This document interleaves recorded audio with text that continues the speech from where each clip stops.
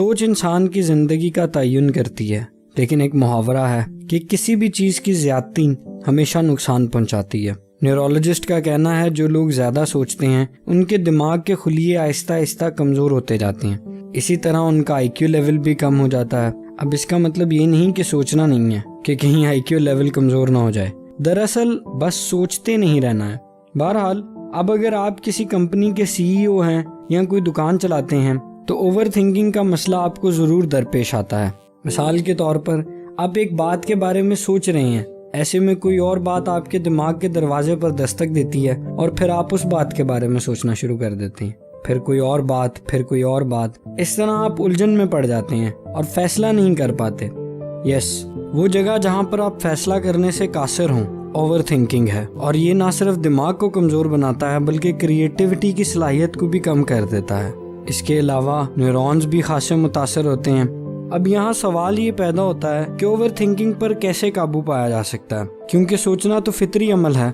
ہاں، over thinking کب شروع ہو جاتی ہے یہ ہمیں پتہ نہیں چلتا۔ اس پر قابو پانے کے لیے ہم ایک کہانی سنتے ہیں۔ ایک جادوگر تھا جو یہ دعویٰ کرتا تھا کہ دنیا میں ایسی کوئی جیل نہیں جس کو وہ گھنٹے میں توڑ نہ سکے۔ اس نے دنیا کی کئی جیلیں توڑ کر یہ بات ثابت بھی کی تھی۔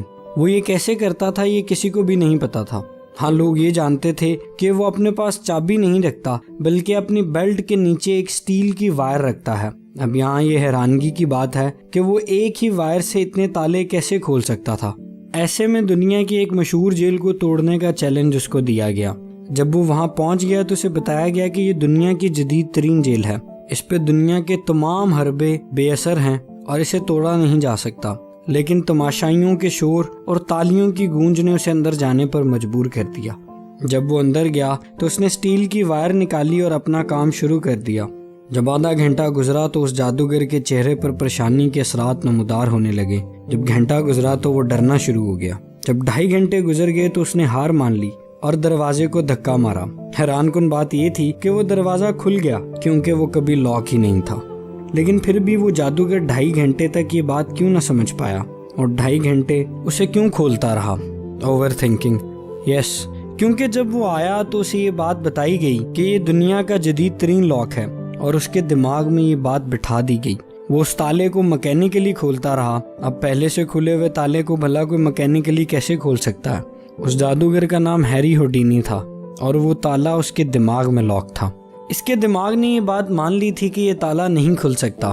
حقیقت میں دماغ ہر تالے کی چابی ہوتا ہے۔ اب یہ آپ پر منحصر کرتا ہے کہ آپ اپنے دماغ کو کیسے استعمال کرتے ہو۔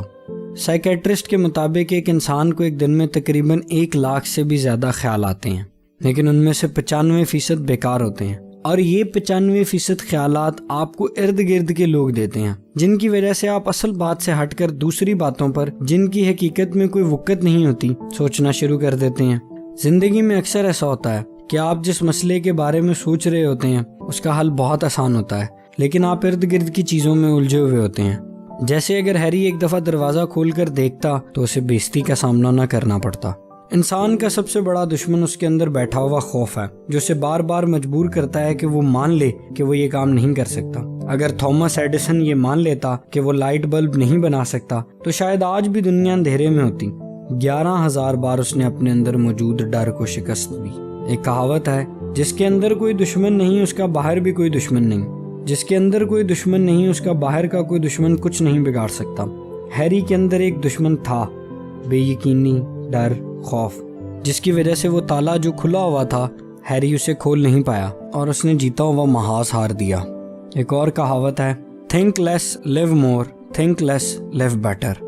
ہم یہ نہیں کہتے کہ انسان اپنے مسئلوں کے بارے میں سوچے نہ، لیکن سائنس یہ بات ثابت کرتی ہے کہ جو لوگ کم سوچتے ہیں اور ڈے ڈریمنگ کرتے ہیں وہ زیادہ اور بہتر زندگی گزارتے ہیں۔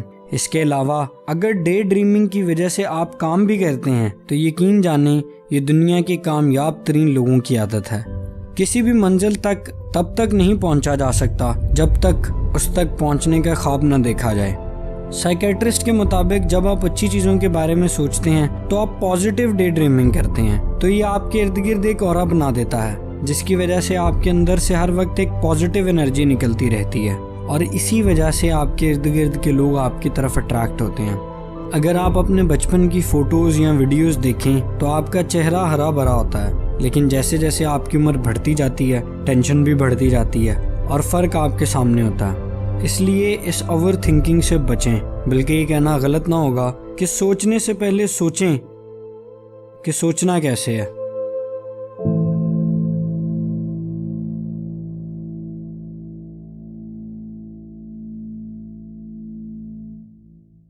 اگر آپ کو ویڈیو پسند آئی ہے تو اس کو لائک کریں، چینل کو سبسکرائب کریں اور بیل آئیکن کو دبانا نہ بھولیں۔